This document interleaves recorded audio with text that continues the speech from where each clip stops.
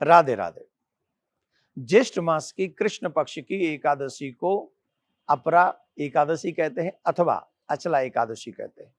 युधिष्ठिर के पूछने पर भगवान श्याम सुंदर ने कहा, राजन, अपरा एकादशी का बहुत बड़ा महात्म है।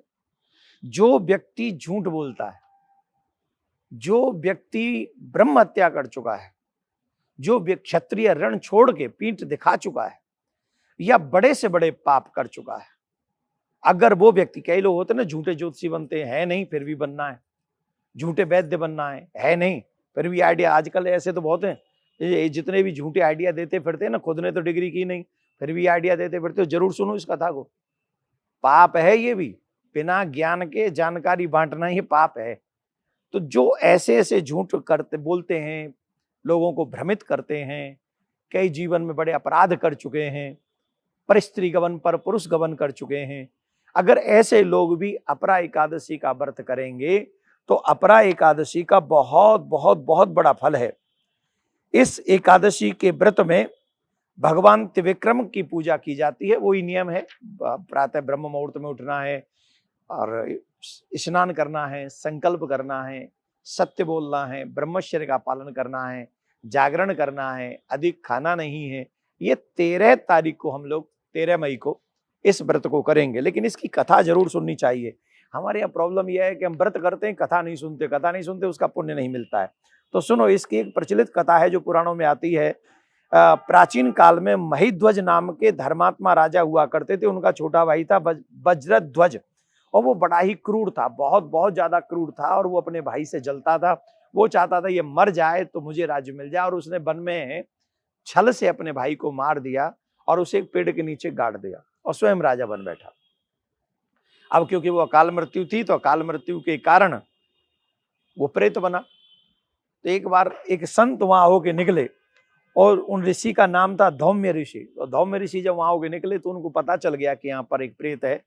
तो उन्होंने उसको उतारा, अपने योग बल से नीचे बुलाया और फिर समझा, और फिर उन्होंने कहा कि अगर तुम इस प्रेत योनि से मुक्त होना चाहते हो तो, जो ध्यान से सुने, जिनके पितृ भी प्रेत योनि में हो तो उन्हें भी बड़ी निष्ठा से इस एकादशी का व्रत करना चाहिए। ऋषि ने ये व्रत किया, अपरा एकादशी का व्रत किया, और अपरा एकादशी का व्रत का जो पुण्य था वो उस राजा को दे दिया, और राजा तत्क्षण मुक्त हो गया। और राजा साधु महात्मा को, धौम्य ऋषि को बार बार नमन करते हुए, प्रणाम करते हुए गया और धन्यवाद कहा, मुक्त हो गया प्रेत योनि से। तो 13 मई को हम अपरा एकादशी का व्रत करेंगे। पारायण 14 तारीख को करेंगे। पारायण का जो समय है वो है सुबह 5:36 से 7:45 तक। मेरा एक और निवेदन है आप सबसे, इस वीडियो को ज्यादा से ज्यादा शेयर करना। और वो इसलिए शेयर, देखो हमारे चेला लोग ना बहुत आलसी हो गए, वैष्णव लोग आलसी हो गए। अब क्या करते हैं, कथा भी आधी अधूरी सुनते हैं, यूं यूं यूं कर करके सुनते नहीं। पूरे दिन तो एकादशी हो तो कथा सुननी ही चाहिए। कथा सुनने के बाद में कथा सुनने और सुनाने का भी इसका पुण्य है। अब मैं क्यों कह रहा हूं इसको शेयर करो, मैं ज्यादा नहीं कहता हूं, शेयर इसलिए करो क्योंकि न जाने किस व्यक्ति के पितृ प्रेत योनि में हो, अगर वो सुन लें तो उनका कल्याण हो जाएगा, अगर उनके लिए वो व्रत कर लें। एक और बात, झूठ तो सब बोल रहे हैं, और किस किस प्रकार का झूठ बोल रहे हैं पूछो नहीं।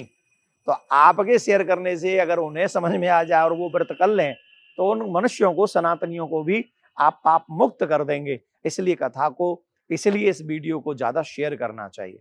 आप सबको प्रिया कांजू मन क्रम वचन से हम उनसे प्रार्थना करते हैं, सुख दे, समृद्धि दे, यश दे, वैभव दे, संतान दे, वंश बढ़ता रहे। जब तक गंगा जमुना रहें तब तक आपके वंश की वृद्धि होती रहे। राधे राधे।